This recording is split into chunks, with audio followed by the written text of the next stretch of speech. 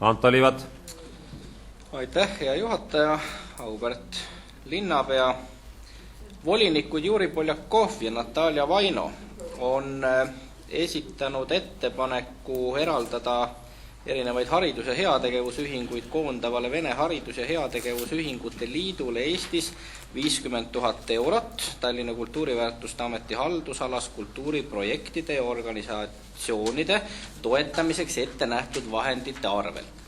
Rahanduskomisjonis ütlesite te põhjenduseks linnavalitsuse keeldumisele nimetatud ettepanekut arvestada, et sarnaselt paljudele teistele analoogsetele juhtumitele on ettepanekud plaanis toetada Kodurahu Foorumi eelarve realt. Palun täpsustage, millises mahus vahendeid eraldab linnavalitsus või plaanite te järgmiseks aastaks linna eelarves Kodurahu Foorumi real ette näha?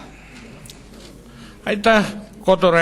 Kodurahu Foorumi rida on teil kõigil seal ette antud ja selles suhtes ei ole mingeid saladusi.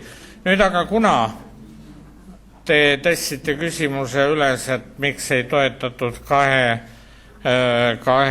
koalitsiooni liikme ettepanekuid, ma ütleks selle kohta niimoodi. Esiteks, kui ka teie oleksite neid toetanud intensiivselt ja täiel rinnal, siis see oleks võib-olla, et rahanduskomisjonile avaldanud ka mõju.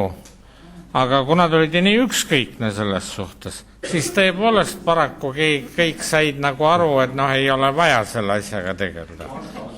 Aitäh!